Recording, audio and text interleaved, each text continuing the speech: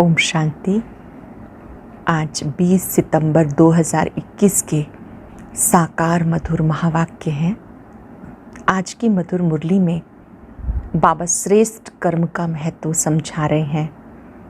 बाबा बच्चों को ऐसे कर्म सिखाते हैं जिससे हम अटल अखंड सत्युगी राज्य प्राप्त करते हैं, न केवल एक जन्म के लिए बल्कि 21 जन्मों के लिए। देहाभिमान में जो कर्म करते हैं वो अनराइटियस होते हैं, उनसे विकर्म बन जाते हैं। बाबा हमें ऐसे कर्म करना सिखाते हैं जो याद में कर्म करते हैं वो सुकर्म बन जाते हैं। गृहस्थियों का सिद्धांत क्या है और सन्यासियों का सिद्धांत क्या है? गृहस्थी कहते हैं भगवान किसी न किसी रूप में आएगा। सन्यासी कहते हैं कि ब्रह्म को याद करते करते हम ब्रह्म में लीन हो जाएंगे। बाबा कहते आत्मा तो अमर है, वो लीन कैसे हो सकती है? और बाबा जब आते हैं तो ज़रूर टीचर बनकर पढ़ाएंगे, प्रेरणा की कोई बात नहीं। आज तक हम कहते आए कि बाबा आओ, बाबा है रूहानी बाबा, सभी आत्माओं का पिता। वही आकर के सत्युगी बादशाही देते हैं। दूसरे किसी को भी बादशाही का नशा नहीं है। याद तो करते हैं लेकिन ये पता नहीं है कि बाबा हमें ऐसा राज्य देते हैं जो हम 21 जन्म तक अटल अखंड राज्य प्राप्त करते हैं। वो अद्वैत राज्य है जिसे कोई लूट नहीं सकता, कोई हमसे छीन नहीं सकता। यहाँ पर बाबा कहते अच्छे अच्छे गीत आपके पास होने चाहिए जिससे आपके अंदर खुशी रहे, नशा रहे, मस्ती रहे। लेकिन ये सब गुप्त है, कोई भी बाह्य रूप से ठाट बाट नहीं होना चाहिए। तुम्हें बहुत साधारण रहना है। जैसे जिस तन में शिव बाबा प्रवेश करते हैं, प्रजापिता ब्रह्मा बाबा, वो कितने साधारण रहते हैं, सिंपल रहते हैं, कोई राजाई ठाट बाट नहीं। ऐसे बाबा कहते तुम बच्चों को भी एक बाबा की याद में रहना है। आज तक पुकारते आए थे, हे परम पिता, हे ईश्वर। अगर कोई सही तरीके से परम पिता समझ के उसे याद करे तो वो चमक उठे। बाबा इस समय आकर के मुक्ति, जीवन मुक्ति का वर्षा देते हैं। दुनिया वाले नहीं जानते कि वो मुक्ति, जीवन मुक्ति कैसे देते हैं। मुक्ति, जीवन मुक्ति दाता, सदगति दाता एक बाप है। न केवल एक जनक को जीवन मुक्ति मिली, तुम बच्चे भी बाबा से जीवन मुक्ति का वर्षा लेते हो। सन्यासी तो घर बार छोड़ जाते हैं, उनका निर्वृत्ति मार्ग है, हमारा प्रवृत्ति मार्ग है। बाबा कहते तुम्हें परिवार में रहते, कार्य करते एक बाबा को याद करना है। याद दिलाया सतयुगी दुनिया में एक धर्म, एक राज्य, एक भाषा थी। महाराजा महारानी का राज्य था। त्रेता में आते तो राजा रानी का राज्य। द्वापर शुरू होता है तो भक्ति मार्ग शुरू हो जाता है।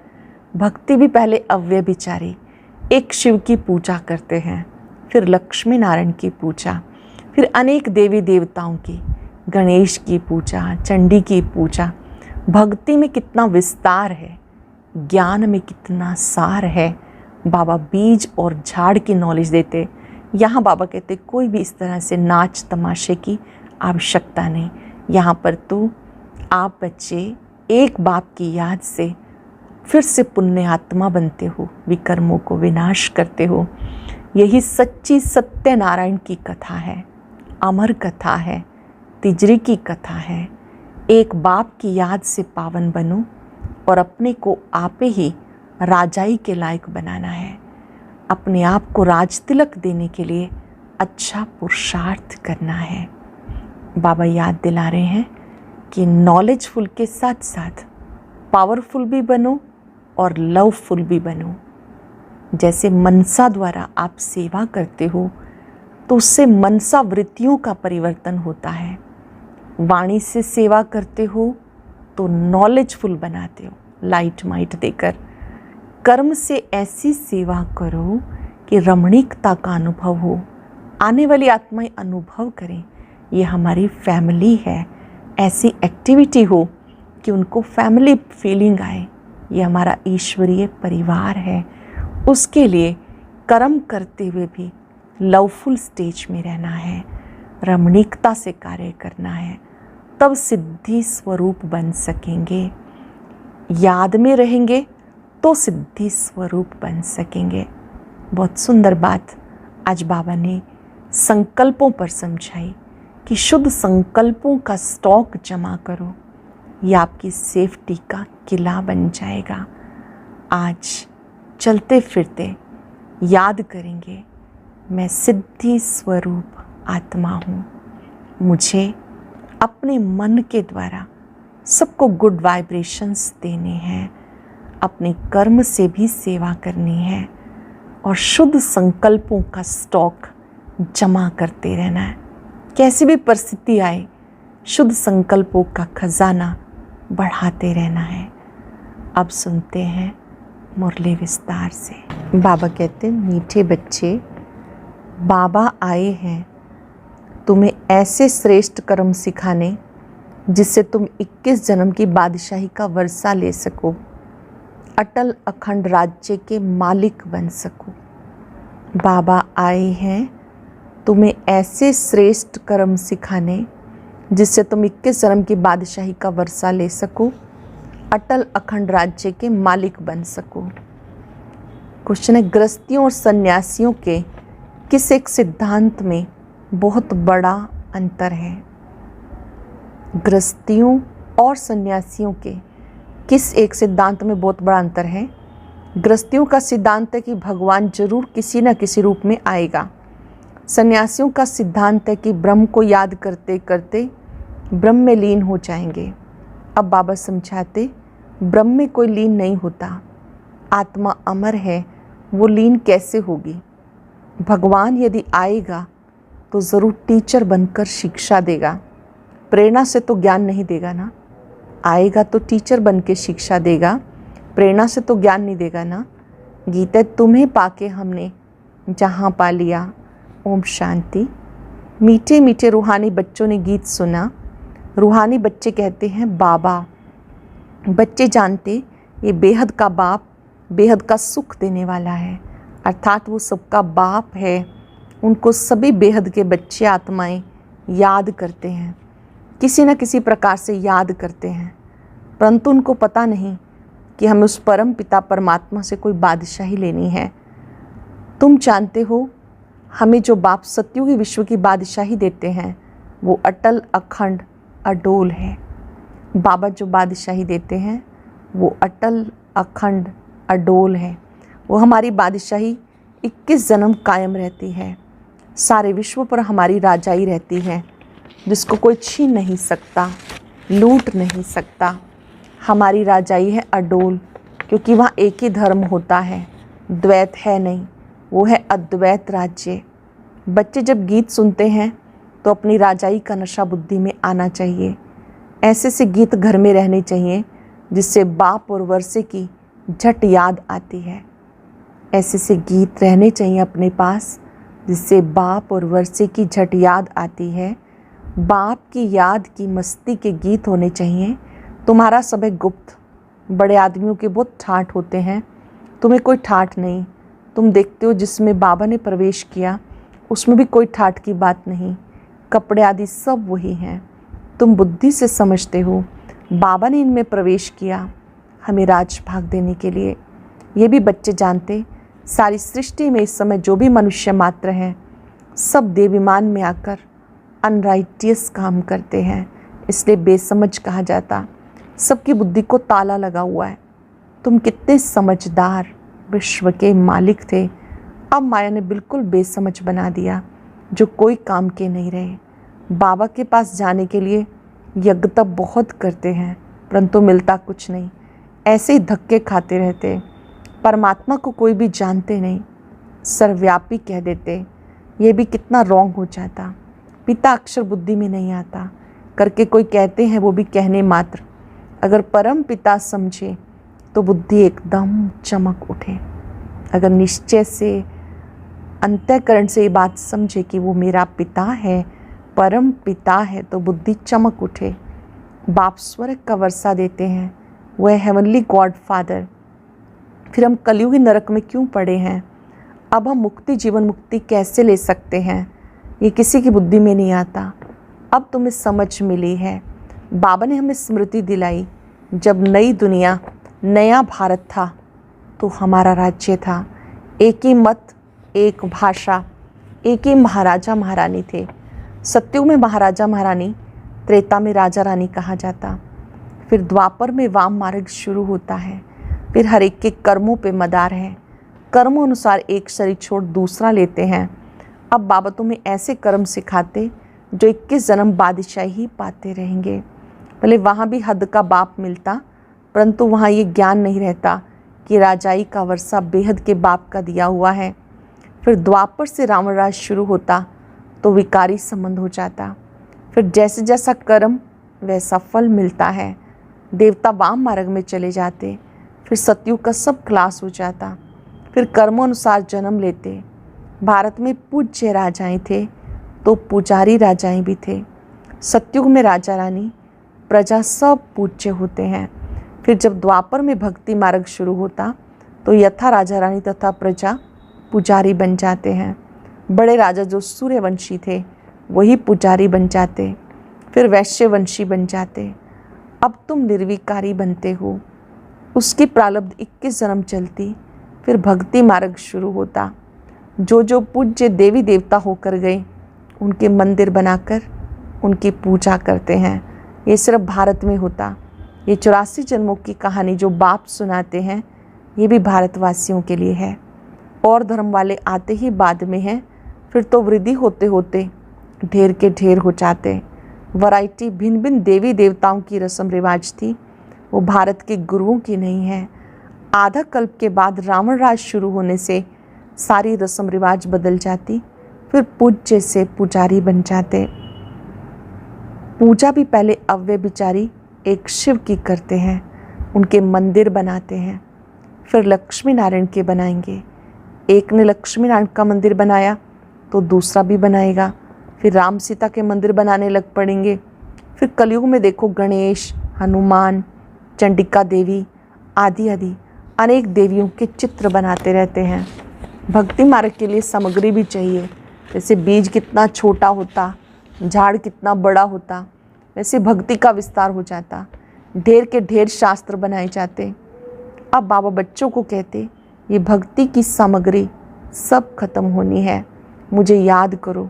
भक्ति का प्रभाव बहुत है, कितनी खूबसूरत है।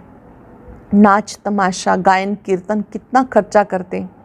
बाबा कहते मुझ बाप और वर्षे को याद करो, आदि सनातन धर्म को याद करो। अनेक प्रकार की भक्ति तुम जन्म जन्मांतर करते आए। गृहस्थ व्यवहार वाले ही भक्ति शुरू करते। सन्यासियों को तो भक्ति नहीं करनी। यज्ञ, तप, दान, पुण्य, तीर्थ आदि सब गृहस्थियों का काम है, ना कि सन्यासियों का। वो है ही निर्वृत्ति मार्ग वाले, उनके लिए कायदा है। घर बार छोड़ जाकर जंगल में रहना, ब्रह्म तत्व को याद करना, वो है तत्व ज्ञानी, ब्रह्म ज्ञानी। तत्व अथवा ब्रह्म को ही ईश्वर कह देते हैं। जैसे भारतवासी असल में हैं आदि सनातन देवी देवता धर्म के, परंतु हिंदुस्तान में रहते तो अपना धर्म हिंदू समझ लिया। वैसे सन्यासी भी आत्माओं के रहने के स्थान तत्व को परमात्मा समझ लेते, ब्रह्म व तत्व को ही याद करते। वास्तव में सन्यासी जब सतो प्रधान है तो जंगल में जाकर रहते हैं, शांति में। ऐसे नहीं कि उनको ब्रह्म में जाकर लीन होना है। बाबा कहते ये उनका मिथ्या ज्ञान है। लीन कोई हो ही नहीं सकता।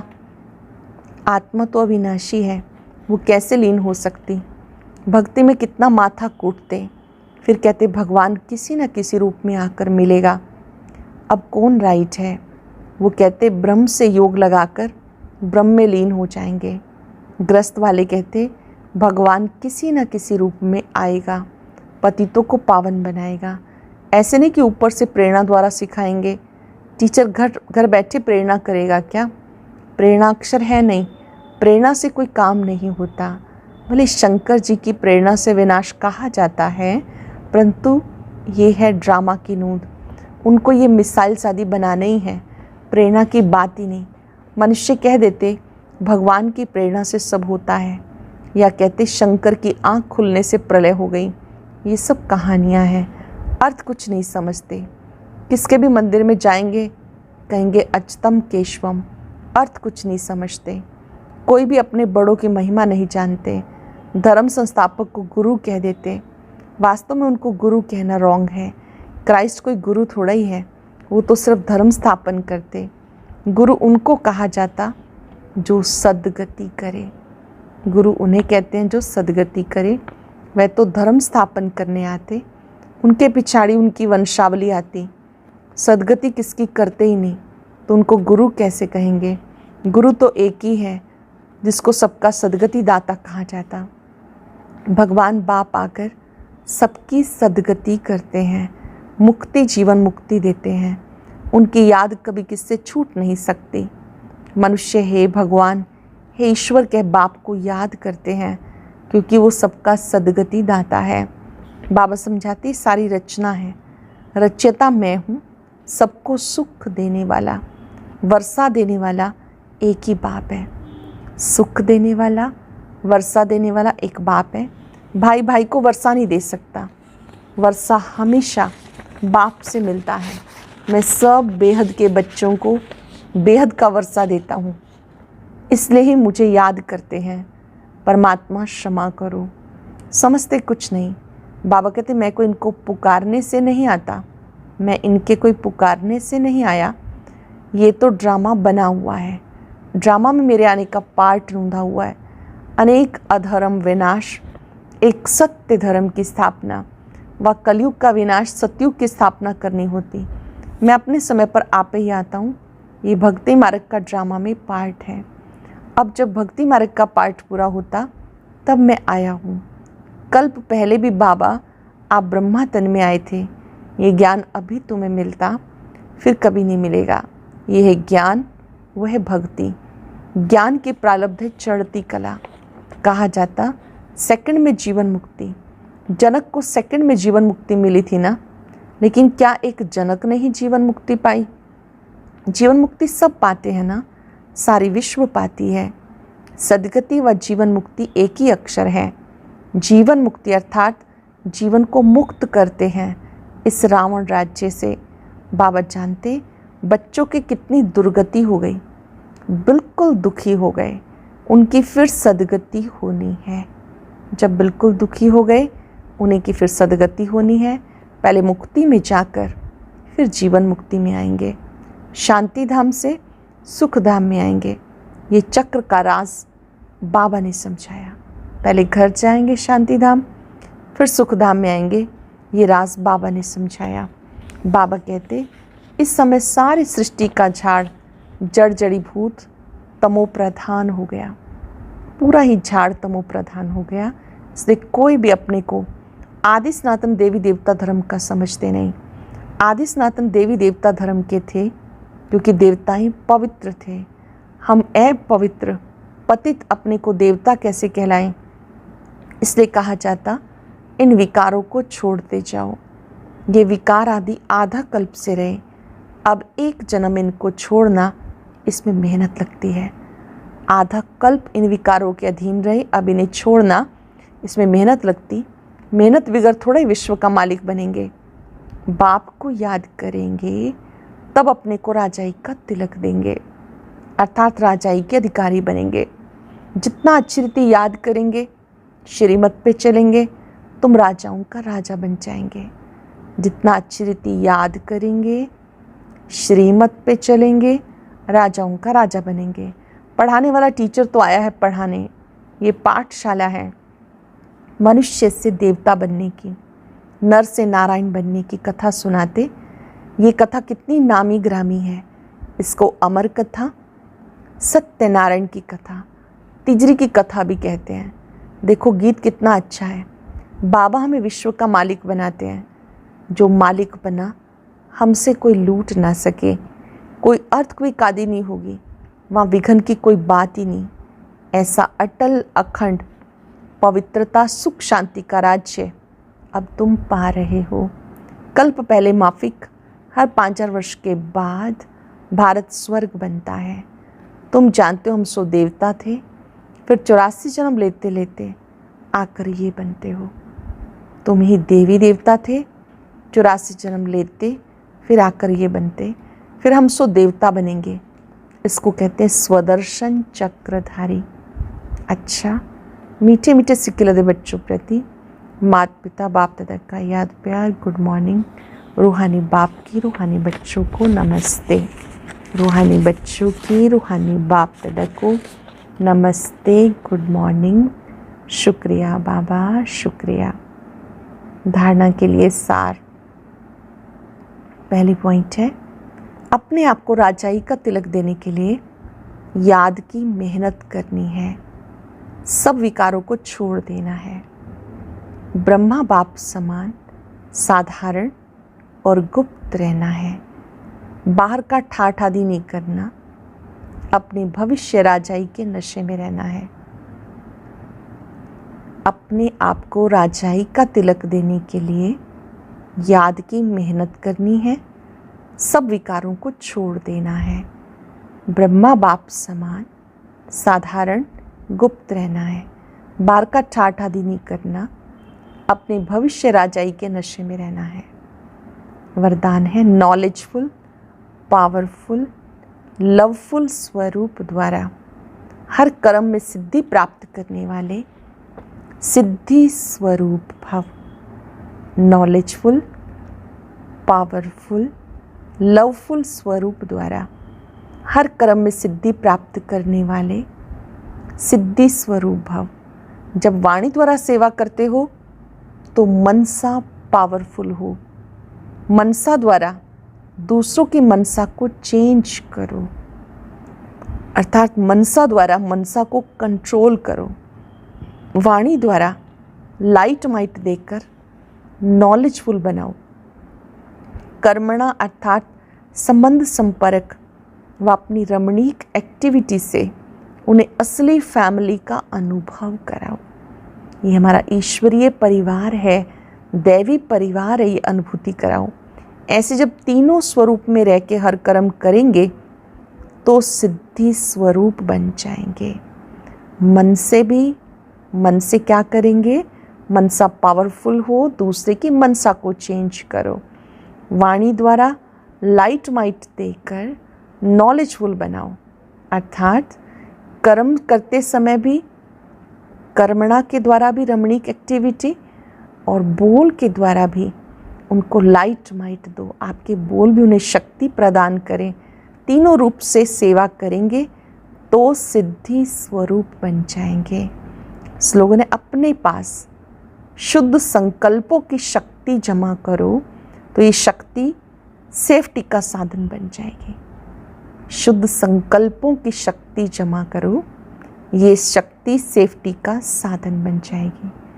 आज अभ्यास करेंगे, मैं सिद्धि स्वरूप आत्मा हूँ। सरल शब्दों में, सफलता मूर्त आत्मा हूँ। मन से नॉलेजफुल, पावरफुल,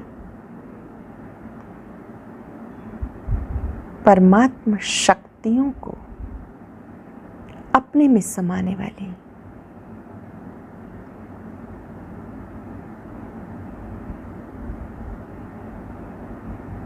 परमात्म शक्तियां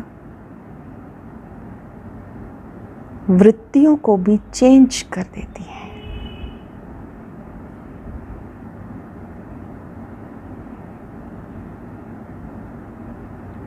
मन ही मन बाबा की याद से अपने में शक्ति भरे और शक्ति को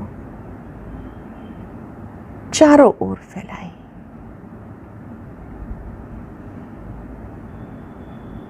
मैं सिद्धि स्वरूप आत्मा हूं।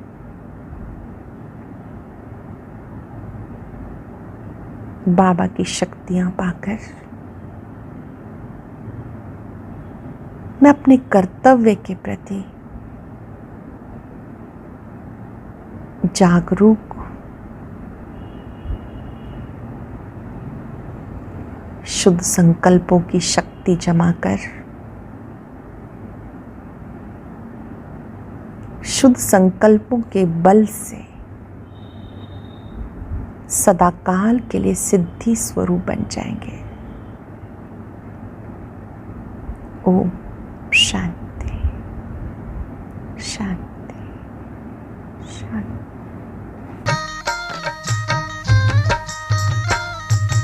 अदृश्य है फूल चक्षु तो देखो, अस्तित्व उनका महसूस होगा। अदृश्य है फूल चक्षु तो देखो, अस्तित्व उनका महसूस होगा। मिलो उनको ब्रह्मोतन में, महका लो मन की बेला। थाम इस वेग को जगा लो विवेक, सारे जग का करणधार हो।